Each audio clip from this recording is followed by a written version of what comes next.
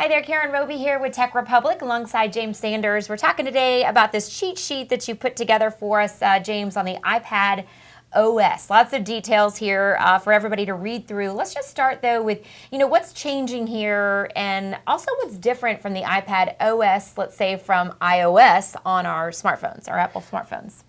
With that, it's kind of a new plus more situation. Mm-hmm. So there's a whole lot of new features that were announced for iOS. Apps are going to load faster, Face ID works better, that type of thing.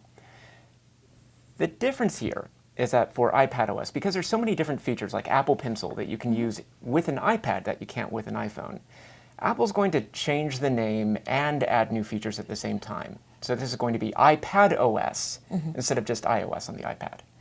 With that, there are new features that are coming to iPad that, aren't going to be on the iPhone. And Apple Pencil, you can never really use on the iPhone to begin with. But with Apple Pencil, like before, the latency was 20 milliseconds, and Apple's very, very happy to announce that it's now down to 9. I don't know if you're really going to be able to see a difference, right, with that in real time.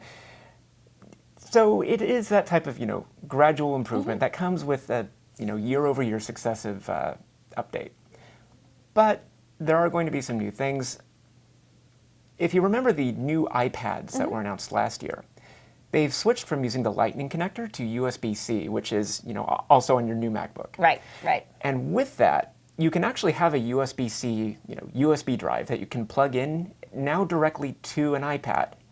And that's supported directly in the Files app, so you don't have to use a third-party app in order to use Files. And because it's baked into the OS, there's other integrations with other apps to be able to use it, a little more like the native storage on your iPad.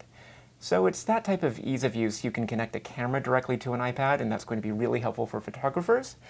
And other than Files, and there's keyboard shortcuts, things that are making the iPad, and especially the iPad Pro, a little bit more like a MacBook.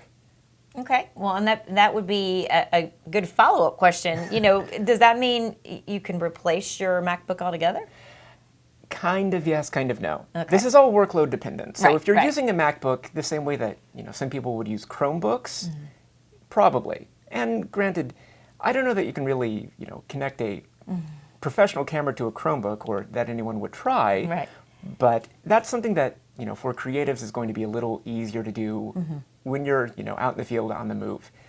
That type of thing will be easier. But if you're trying to do some really heavy-duty programming work, there's still no Xcode for the iPad, so that's not quite going to work out for you. Right. Okay. All right. Well, lots of information here in the cheat sheet, and that can be found, of course, on Tech Republic.